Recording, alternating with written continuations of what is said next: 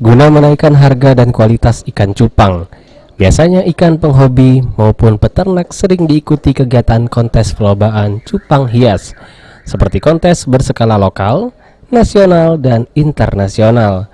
Di Palembang sendiri sering diadakan kontes cupang, salah satunya terlihat di kawasan Mata Merah, Kota Palembang.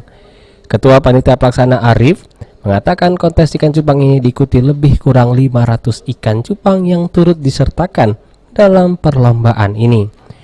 Berbagai kategori yang diadakan di kontes ini, seperti kategori Hot Moon, Plakat, Giant, dan sebagainya, yang akan terbagi menjadi 28 kelompok. Untuk pesertanya ini berapa nih?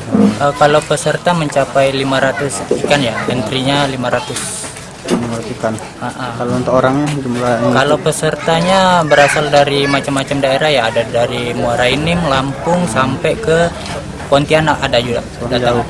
Untuk kategorinya sendiri? Untuk kategori kita terbagi dari 3 kelas ya, Half Moon, Plakat, sama Serit. Itu nanti dipecah lagi menjadi 28 kelas.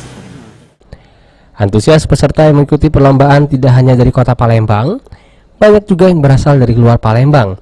Bahkan ada peserta dari Singapura. Salah seorang peserta, Putra, mengaku dirinya turut serta dalam setiap kontes yang diadakan di kota Palembang maupun di luar.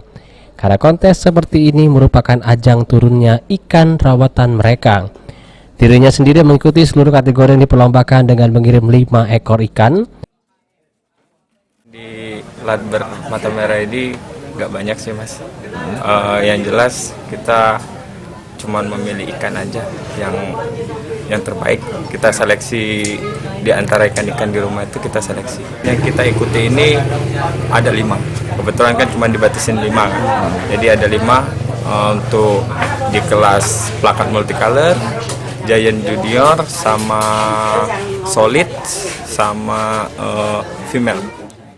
Dan penilaian ikan cupang dalam kontes seperti ini dilihat dari warna yang sesuai standar nasional beta kontes, bentuk sirip yang mengamankan sempurna tanpa ada cacat ataupun robek, serta mental dari ikan tersebut.